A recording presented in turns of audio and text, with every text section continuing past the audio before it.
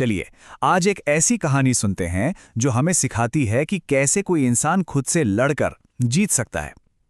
ये कहानी है सबसे गहरे अंधेरे से निकलकर रोशनी तक पहुंचने की। और सच कहूं तो यही इस कहानी का पूरा सार है। ये लड़ाई किसी और से नहीं बल्कि हमारे अपने मन के अंदर जो एक जंग चलती रहती है उसकी है।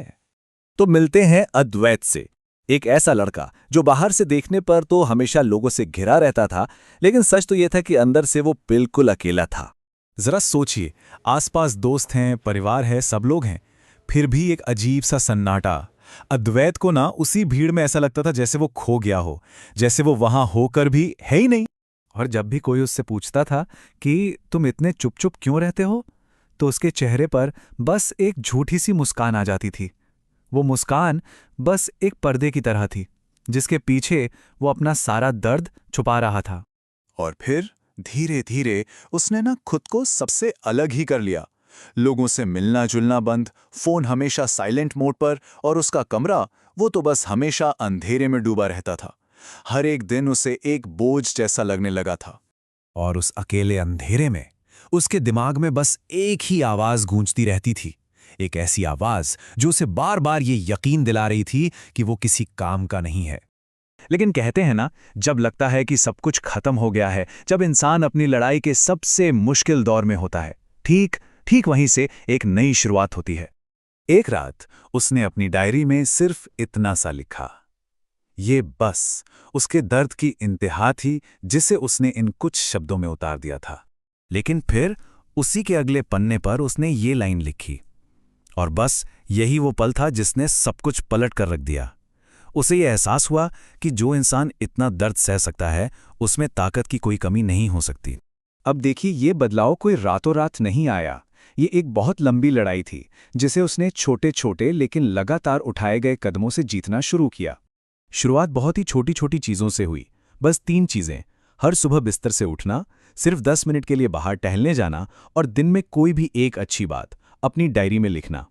ये कदम छोटे जरूर थे, पर वो इन्हें रोज करता था। और पता है, इस पूरे सफर में उसकी सबसे बड़ी सीख क्या थी? वो ये समझा कि डिप्रेशन कोई कमजोरी नहीं है, बल्कि ये दिमाग का थक जाना है, ठीक वैसे ही जैसे हमारा शरीर थक जाता है। इस एक समझ ने उसे खुद को माफ करने और आगे बढ़ने की हिम्मत दी। इन छोटे छोटे कदमों के साथ साथ उसने मदद मांगने की हिम्मत भी दिखाई। उसने पढ़ना शुरू किया, अपनी भावनाओं को समझना शुरू किया। वो धीरे धीरे खुद का ही सबसे अच्छा दोस्त बनने की राह पर निकल पड़ा। कुछ साल बीत गए। अब वो अंधेरा उसकी कमजोरी नहीं था, बल्कि उसकी सबसे बड़ी ताकत बन चुका था। जिस दर्द ने कभी उसे तोड़ा था, आज उसी दर्द ने उसे दूसरों का दर्द समझने की शक्ति दी थी। जरा ये बदलाव देखिए। वो लड़का जो कभी अंदर से पूरी तरह बिखर चुका था, आज वही लड़का दूसरों को टूटने से बचा रहा है, उन्हें उम्मीद दे रहा है। आज वही अद्वैत एक मोटिवेशनल स्पीकर है, और जब वो स्टेज पर खड़े होकर ये लाइन कहता है तो उसकी आवाज में उसके सफर का हर दर्द और हर जीत साफ सुनाई देती है। तो अद्वैत की ये कहानी सिर्फ उसकी नहीं है, ये कहानी हर उस इंसान के लिए एक मैसेज है जो अपने अंदर कहीं ना कहीं कोई ना कोई लड़ाई लड़ रहा है। और यही सबसे जरूरी बात है ना?